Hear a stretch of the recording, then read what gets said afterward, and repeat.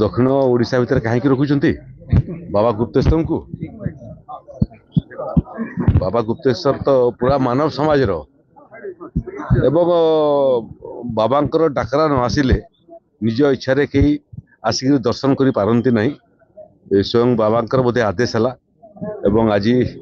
मत बाबा गुप्तेश्वर दर्शन करने एवं समस्त मंगल कामना करने बाबांकर सामने प्रार्थना करने मत सौभाग्य मिलला आटा यह प्राकृतिक परिवेश रे बाबांकर ये गुप्तेश्वर मंदिर अच्छी जो मंदिर रे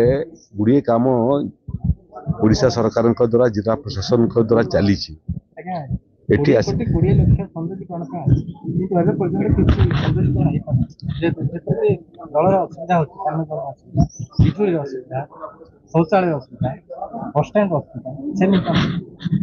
नहीं काम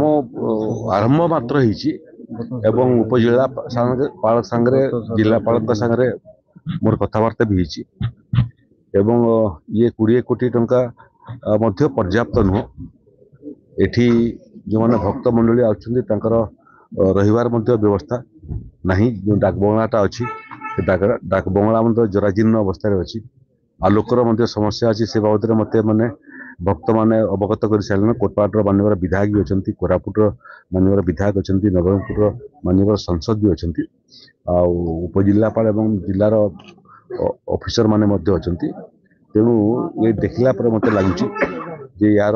संपूर्ण योजना कौन है पर्यटन विभाग एवं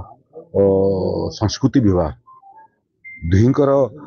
विभाग अधिकारी मान संगे मानवर संसद मान थे विधायक मान थे जिला प्रशासन थी आपको आम बैठक करूँ यार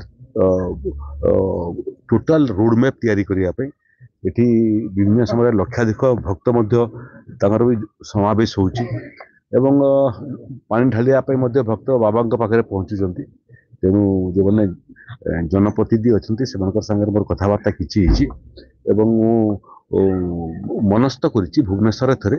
बाबा गुप्तेश्वर मंदिर विकास जो जो विभाग भूमिका अच्छी सबू विभाग को जिला प्रशासन को एवं निर्वाचित प्रतिनिधि मान को